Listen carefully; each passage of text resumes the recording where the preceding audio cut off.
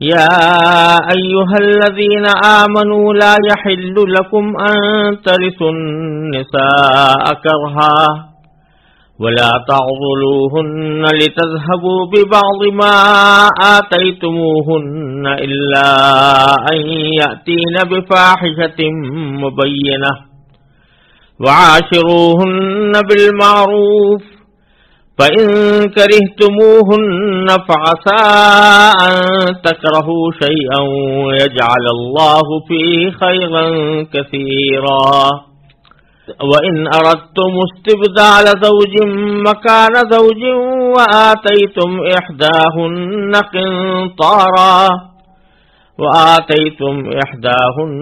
قنطارا فلا تأخذوا منه شيئا أتأخذونه بهتانا وإثما مبينا وكيف تأخذونه وقد أفضى بعضكم إلى بعض وأخذن منكم ميثاقا غليظا ولا تنكحوا ما نكح آباؤكم من النساء إلا ما قد سلف إنه كان فاحشة ومقتا وساء سبيلا. ان آیات کا ترجمہ یہ ہے، اے ایمان والو، یہ بات تمہارے لیے حلال نہیں ہے کہ تم زبردستی عورتوں کے مالک بن بیٹھو، اور ان کو اس غرض سے مقید مت کرو کہ تم نے جو کچھ ان کو دیا ہے اس کا کچھ حصہ لے اڑو، الا یہ کہ وہ کھلی بے حیائی کا ارتکاب کریں اور ان کے ساتھ بھلے انداز میں زندگی بسر کرو، اور اگر تم انہیں پسند نہ کرتے ہو تو یہ عین ممکن ہے کہ تم کسی چیز کو ناپسند کرتے ہو اور اللہ نے اس میں بہت کچھ بھلائی رکھ دی ہو، اور اگر تم ایک بیوی کے بدلے دوسری بیوی سے نکاح کرنا چاہتے ہو اور ان میں سے ایک کو ڈھیر سارا مہر دے چکے ہو تو اس میں سے کچھ واپس نہ لو، کیا تم بہتان لگا کر اور کھلا گناہ کر کے واپس لوگے؟ اور آخر تم کیسے واپس لے سکتے ہو جبکہ تم ایک دوسرے کے اتنے قریب ہو چکے تھے اور انہوں نے تم سے بڑا بھاری عہد لیا تھا؟ اور جن عورتوں سے تمہارے باپ دادا کسی وقت نکاح کر چکے ہوں تم انہیں نکاح میں نہ لاؤ، البتہ پہلے جو کچھ ہو چکا وہ ہو چکا۔ یہ بڑی بے حیائی ہے، گھناؤنا عمل ہے اور بے راہ روی کی بات ہے۔ ان آیات کریمہ میں اللہ تبارک و تعالی نے زمانہ جاہلیت کی بہت سی ایسی رسموں کا خاتمہ فرمایا ہے جو جاہلیت کے لوگ اپنی عورتوں کے ساتھ ظالمانہ برتاؤ کے طور پر جاری رکھے ہوئے تھے۔ کئی بری عادتیں تھیں اور ان بری عادتوں کے نتیجے میں عورتیں ظلم و ستم کی چکی میں پسی ہوئی تھیں۔ اللہ تبارک و تعالی نے اسلام کے ذریعے، قرآن کے ذریعے اور نبی کریم سرور عالم صلی اللہ علیہ وسلم کے ذریعے عورتوں کی ان مشکلات کو دور کرنے کا انتظام فرمایا۔ اس آیت میں کئی ایسی رسموں کا بیان ہے اور کئی ایسی بری عادتوں کا بیان ہے، جن میں سے پہلی بات یہ فرمائی گئی ہے کہ یا ایھا الذین آمنوا، اے ایمان والو، لا یحل لکم، تمہارے لیے حلال نہیں ہے، ان ترثوا النساء کرہا، کہ تم عورتوں کے زبردستی مالک بن بیٹھو۔ یہ اشارہ زمانے جاہلیت کے ایک طرز عمل کی طرف تھا کہ جب کسی شخص کا انتقال ہوتا تو بعض علاقوں میں یہ رواج تھا کہ جس طرح اس کی اس کی دولت، اس کا چھوڑا ہوا ترکہ،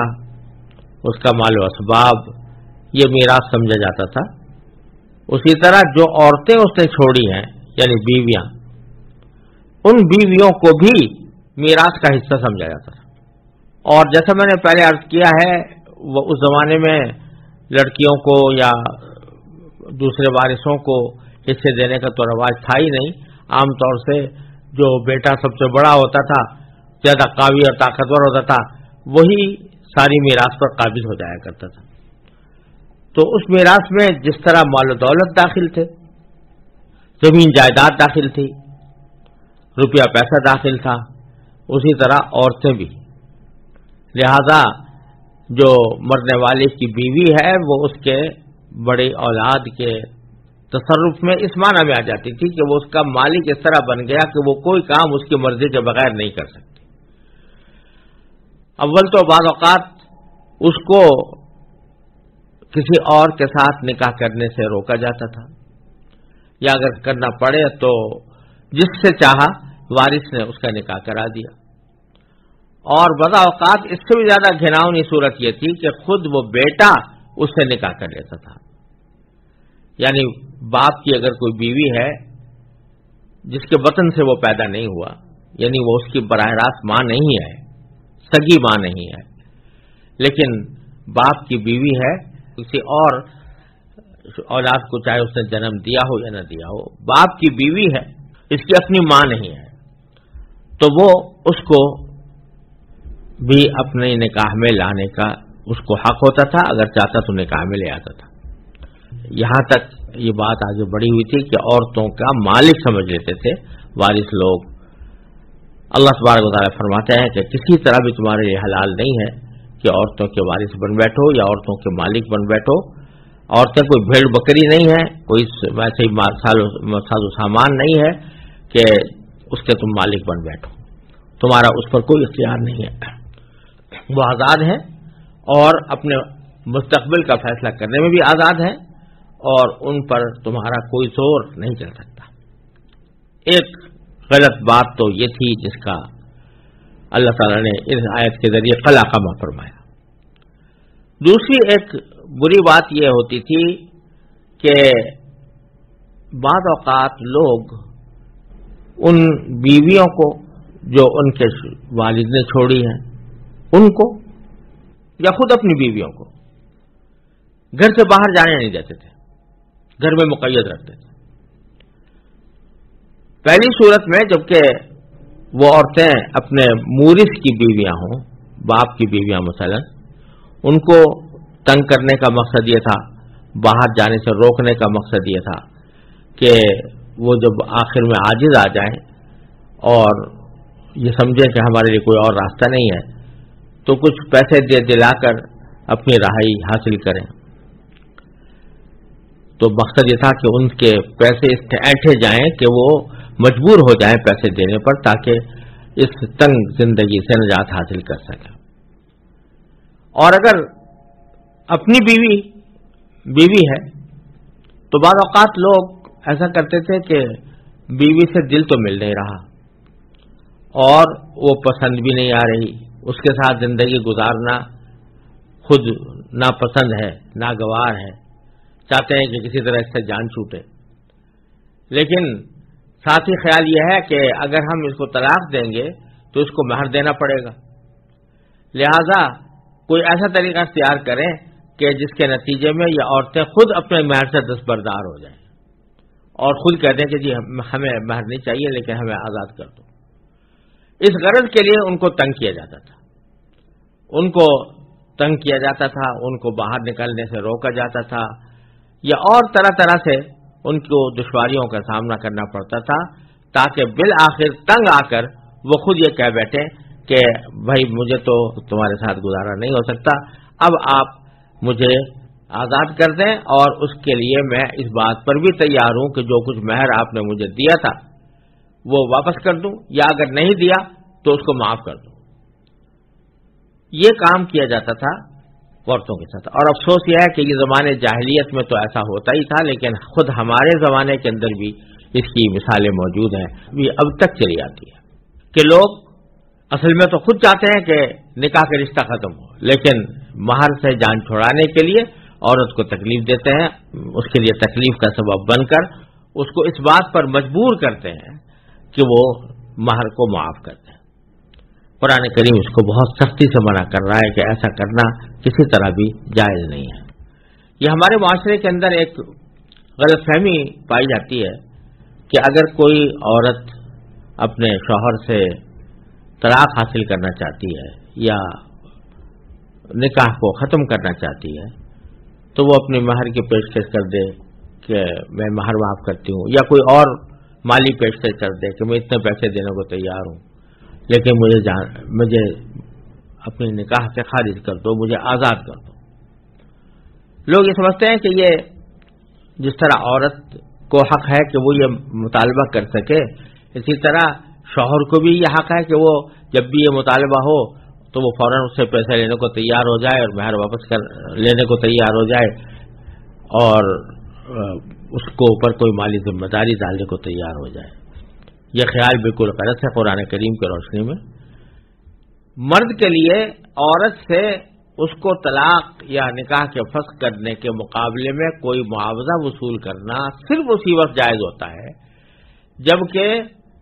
مرد کی طرف سے کوئی خرابی نہ ہو، کوئی زیادتی نہ ہو، کوئی تنگی نہ کی جا رہی ہو، عورت کے پاس کوئی ایسی معقول وجہ نہ ہو کہ جس کی بنا پر وہ علیحدگی چاہتی ہو، شوہر کی طرف سے کوئی ایسی بات نہ ہو، لیکن عورت ہے جو کسی نامعلوم وجہ کی بنا پر یا ایسی وجہ کی بنا پر کہ جو دوسرے لوگوں کی سمجھ میں نہیں آ رہی اور بلا وجہ وہ مطالبہ کر رہی ہے کہ مجھے طلاق دے دو یا مجھ سے میرا نکاح ختم کر دو، مجھے نکاح سے آزاد کر دو۔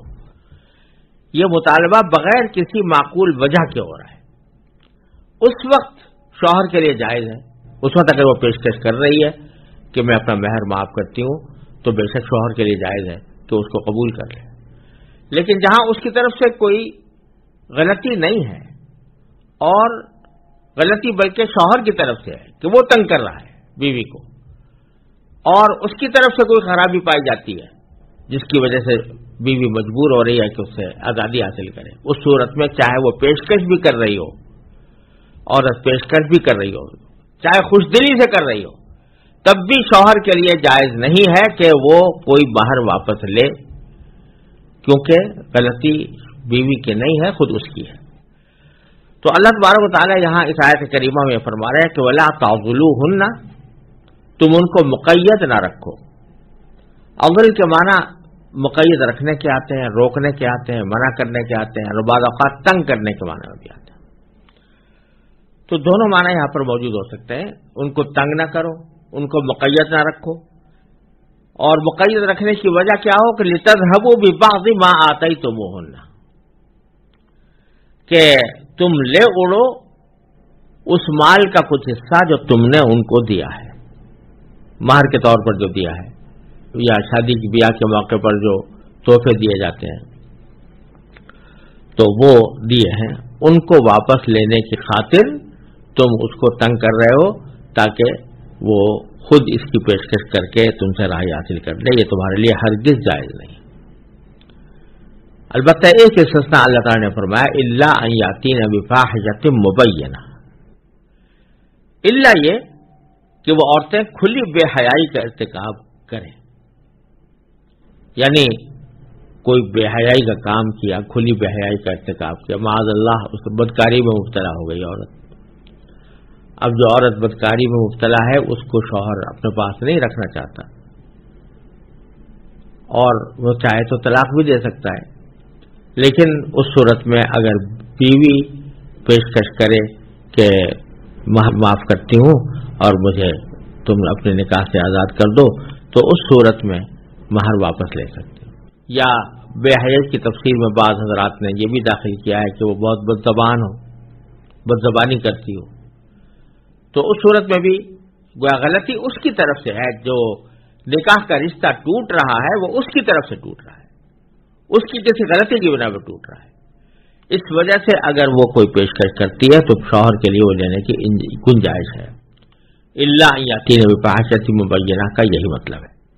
پھر آگے اللہ تبارک و تعالیٰ نے ایک بڑا ہی عام اور جامع حکم دے دیا کہ وعاشروہن بالمعروف،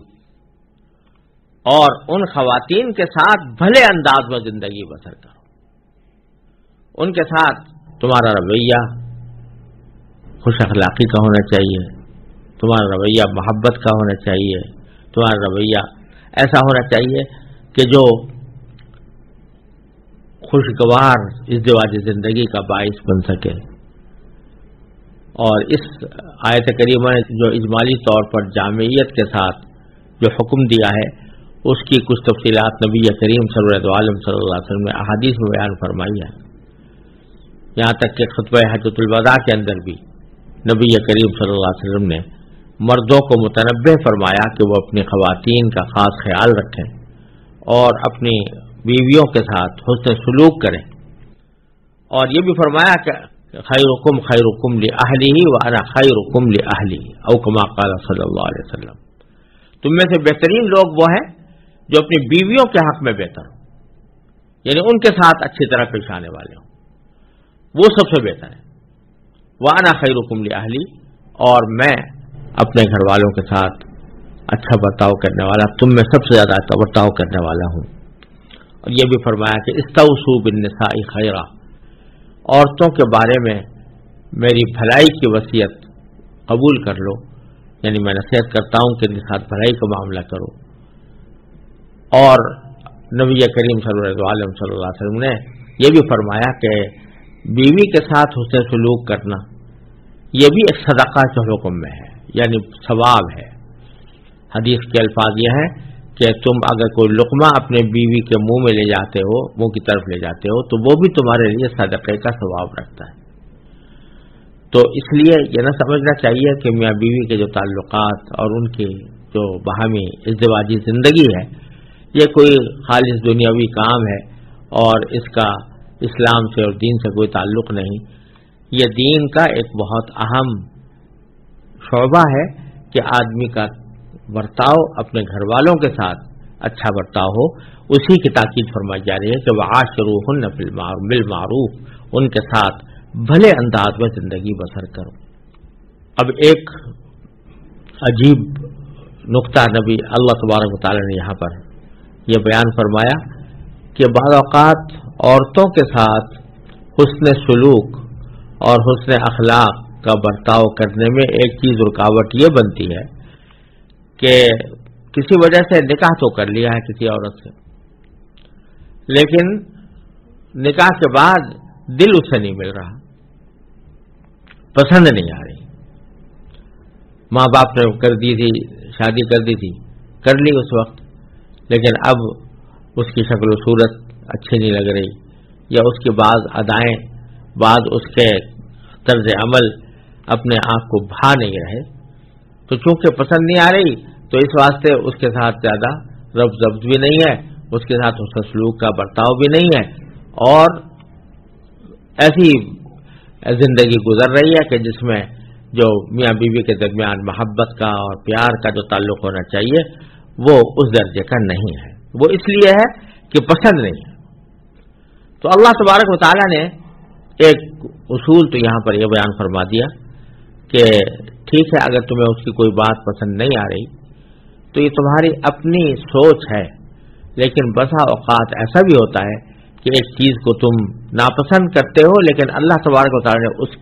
اس میں تمہارے لیے بہت بڑی خیر اور بھلائی رکھتی ہوتی ہے۔ تو فرمایا فَإِن كَرِهْتُمُوهُنَّ، اگر تم ان کو ناپسند کر رہے ہو، فَعَسَىٰ، تو بہت قریب ہے یہ بات، بعید نہیں ہے، عین ممکن ہے، ان تکرہوا شیئا، کہ کوئی کسی چیز کو تم ناپسند کر رہے ہو، وَيَجْعَلَ اللَّهُ فِيهِ خَيْرًا كَثِيرًا، اور اللہ تعالیٰ نے اس میں تمہارے لیے بہت بھلائی رکھتی ہو۔ تو محض ناپسند ہونے کی وجہ سے تم اس کے ساتھ برائی کا معاملہ نہ کرو، بلکہ یہ سوچو کہ ہو سکتا ہے اللہ تبارک و تعالیٰ نے اسی کے اندر میرے لیے خیر رکھی ہو۔ اور ایک اور زیادہ نفسیاتی علاج نبی کریم صلی اللہ علیہ وسلم نے تجویز فرمایا ایک حدیث میں کہ لا یفرق مؤمن مؤمنۃ، کوئی مومن مرد کسی مومن عورت کے سے بالکلیہ بغض نہ رکھے، اس کو ہمیشہ برا ہی نہ سمجھتا رہے۔ ان کرہ منہا خلقا رضی منہا آخر، او کما قال صلی اللہ علیہ وسلم، کہ اگر اس کی کوئی ایک چیز تمہیں ناپسند ہو رہی ہے تو دوسری پسند بھی ہوگی. کسی کی ساری خوبیاں کسی ایک ذات میں جمع نہیں ہوتی. عام طور پر کچھ نہ کچھ خامی ہر ایک کے اندر رہتی ہے. لہذا اگر ایک چیز تمہیں ناپسند ہو رہی ہے تو کوئی اس کی کسی ایسی صفت کا خیال کرو جو اچھی صفت ہے، تو اس سے تمہیں تسلی ہوگی کہ یہ اگرچہ فلاں خرابی تو ہے لیکن اتنی بڑی بات ہے جو اس کو حاصل ہے، تو اس وجہ سے تمہیں تسلی ہوگی اور پھر تم اس سے ناپسندیدگی کا جو تمہارا معیار ہے یا ناپسندیدگی کی جو مقدار ہے اس میں کمی آئے گی. تو لا یفرق مومن مومنۃ، مستقل طور پر بغض رکھے کوئی مومن کسی مومنہ سے، ایک اگر اس کی بات ناپسند ہوگی تو دوسری پسند بھی ہوگی. اس کا ایک بہترین مظاہرہ نبی کریم صلی اللہ علیہ وسلم نے ایک واقعے میں فرمایا کہ ایک شوہر تھے، انہوں نے رسول کریم صلی اللہ علیہ وسلم کی خدمت میں حاضر ہو کر اپنی بیوی کی شکایت کی کہ اس میں فلاں خرابی ہے. آپ نے سنتے ہی اس سے فرمایا کہ طلق، اگر خرابی ہے تو طلاق دے دو اس کو. تو صحابی نے کہا یا رسول اللہ صبر بھی نہیں ہوتا ان کے بغیر. تو آپ نے فرمایا امسک، پھر روک کے رکھو. مطلب یہ کہ ایک خرابی تو تم نے بیان کر دی لیکن تم نے کوئی ایسی چیز ضرور ہے جس کی بنا پر تم اس کو چھوڑ بھی نہیں سکتے. تو کوئی نہ کوئی اس کا ایسا وصف ہے، کوئی نہ کوئی اس کے اندر ایسی صفت ہے کہ جس کی وجہ سے جب میں نے تم سے کہا کہ طلاق دے دو تو ایک دم سے تم گھبرا گئے اور کہا کہ نہیں میں طلاق نہیں دے سکتا، میں صبر نہیں کر سکتا اس سے. تو اس کا معنی یہ ہے کہ اس کے اندر بہت سی اچھائیاں بھی ہیں. تو یہ ایک شکایت کے لیے بیٹھے ہو، اس کی بہت سی اچھائیاں تمہیں نظر انداز کر دی ہیں، لہٰذا اس کو رکھو اور ایسی طرح رکھو کہ اللہ تعالیٰ کا شکر ادا کر کے رکھو. تو بسا اوقات ایسا ہوتا ہے کہ انسان کسی ایک وجہ سے اپنی بیوی کو ناپسند کر رہا ہوتا ہے اور اس کی جو بہت سی خوبیاں ہیں وہ نظر انداز کر دیتا ہے، حالانکہ ان خوبیوں کے اندر اللہ تعالیٰ نے اس کے لیے بہت بھلائی رکھی ہوتی ہے. تو اللہ تبارک و تعالیٰ یہ فرما رہے ہیں کہ محض ایک جذباتی قسم کی ناپسندیدگی کی بنا پر کوئی فیصلہ نہ کرو، بلکہ اس کو اللہ تبارک و تعالیٰ کی طرف سے ایک امانت سمجھ کر اس کا حق ادا کرو اور اس کے ساتھ اچھی زندگی گزارو. پھر ایک مرتبہ دوبارہ اس حکم کو مزید واضح لفظوں میں اللہ تعالیٰ بتا رہے ہیں کہ مرد کے لیے دیا ہوا مہر واپس لینا یہ بڑی شرم کی بات ہے کہ جو مہر دیا تھا وہ واپس لے، اور اس کو عام حالات میں جب تک کہ کوئی بہت شدید مجبوری پیش نہ آ جائے اس کے لیے جائز نہیں ہے کہ واپس لے. تو فرمایا کہ ان اردتم استبدال زوج مکان زوج، اگر تم ایک بیوی کے بدلے دوسری بیوی رکھنا چاہتے ہو، یعنی ایک بیوی کو طلاق دے کر دوسری بیوی سے نکاح کرنا چاہتے ہو، تو بعض اوقات ایسا ہوتا تھا کہ اصل مقصد تو یہ ہے کہ میں اس بیوی سے جان چھوڑاؤں اور کوئی دوسرا نکاح کروں، لیکن اس بیوی کے مہر کی ادائیگی کی ذمہ داری سے بچنے کے لیے آدمی اس کو مجبور کرتا تھا کہ تم مہر معاف کرو تب میں تمہیں چھوڑوں گا. تو اللہ تعالیٰ فرما رہے ہیں کہ اگر ایک بیوی کے بدلے دوسرے بیوی کرنا چاہتے ہو اور ان میں سے کسی ایک کو ڈھیر سارا مال دیا ہو تم نے، یعنی مہر کا دیا ہو یا اور تحفے تحائف دیے ہوں، فلا تأخذوا منہ شیئا، تو اس سے کوئی ذرہ برابر کوئی چیز واپس نہ لو.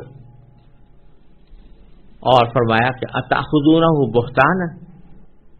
کیا بہتان لگا کر واپس لوگے؟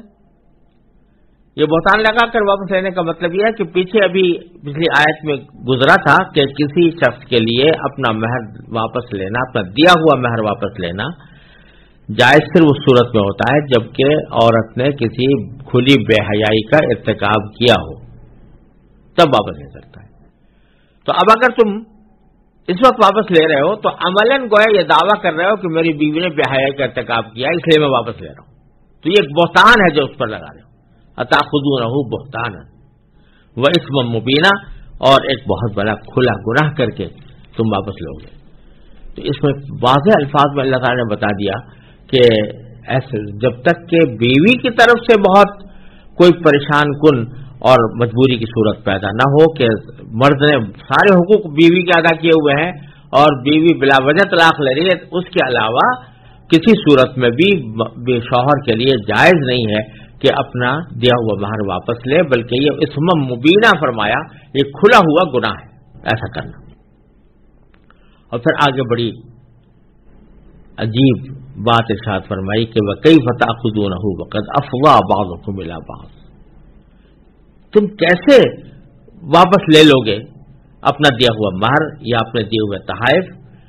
وَقَدْ أَفْضَىٰ بَعْضُكُمْ إِلَىٰ بَعْضٍ، جبکہ تم تو ایک دوسرے کے اتنے قریب ہو چکے تھے۔ آخر اتنے عرصے وہ بیوی تمہارے ساتھ رہی، تمہارے ساتھ ازدواجی تعلقات قائم کیے، تم اور وہ اکٹھے رہے، اور ایک عرصے دراز تک تم نے ان سے نفع اٹھایا، تو اس کے بعد پھر دیا ہوا مہر واپس لینا کتنی بڑی بے شرمی کی بات ہے، کتنی بڑی بے حیائی کی بات ہے کہ آدمی وہ تحفہ دے وہ واپس لے۔ تو کیسے واپس لوگے جبکہ تم ایک دوسرے کے اتنے قریب ہو چکے تھے؟ وَأَخَذْنَ مِنْكُمْ مِيثَاقًا غَلِيظًا، اور ان عورتوں نے تم سے بڑا بھاری عہد لیا تھا۔ یعنی نکاح جو ہوتا ہے یہ ایک بڑا بھاری عہد ہوتا ہے، اس بات کا عہد ہوتا ہے کہ میں نکاح کے نتیجے میں پیدا ہونے والے حقوق اور ذمہ داریوں کو پوری طرح نبھاؤں گا، یہ عہد تم سے لیا تھا۔ اب اس میثاق کا اور عہد کا تقاضا یہ تھا کہ تم اس کے ساتھ انصاف کا معاملہ کرو، اچھائی کا معاملہ کرو، اور کیسے واپس لے رہے ہو مہر واپس لے رہے ہو؟ یہ مہر تو اس عقد کا ایک لازمی حصہ تھا، جس عقد کی بنا پر تم نے اس سے نکاح کیا، تو اب اس کو کیسے واپس لے سکتے؟ اور پھر آخر میں وہ جو آیات کے شروع میں فرمایا گیا تھا کہ یہ جاہلیت میں لوگ اپنے مورث کی عورتوں کے مالک بن بیٹھتے تھے، تو اس کی جو بدترین اور گھراؤنی ترین شکل تھی اس کو آخر میں اللہ تعالیٰ نے ذکر فرمایا کہ وَلَا تَنكِحُوا مَا نَكَحَ آبَاؤُكُم مِنَ النِّسَاءِ، جن عورتوں سے تمہارے باپ دادا کسی وقت نکاح کر چکے ہوں ان سے تم نکاح نہ کرو، تم انہیں نکاح میں نہ لاؤ، الا ما قد سلف، البتہ پہلے جو کچھ ہو چکا وہ ہو چکا۔ یعنی جو جاہلیت کے زمانے میں پتہ نہیں کتنے لوگوں نے اس طرح کا کام کیا ہوگا، اب اگر اس کو سب کو کل عدم کیا جائے تو لوگوں کے نسبوں کا معاملہ خطرے میں پڑ جائے، اس واسطے فرمایا کہ جو کچھ ہو چکا وہ تو ہو چکا، لیکن اب آئندہ ایسا کرنا کسی کے لیے بھی جائز نہیں، حرام ہے بالکل۔ اور پھر آگے اس کی شناعت مزید بیان کرنے کے لیے فرمایا کہ انہ کان فاحشۃ و مقتا، یہ بہت بڑی بے حیائی ہے اور مقت ہے۔ مقت کے معنی گھناؤنا عمل، ایسا عمل کہ جس سے لوگ دیکھ کر گھن کریں، جسے دیکھ کر برا سمجھیں، جسے دیکھ کر ان کو دل میں کراہیت پیدا ہو، یہ ایسا کام ہے۔ وساء سبیلا، اور یہ بہت بے راہ روی کی بات ہے کہ آدمی اس طرح کا نکاح کرے۔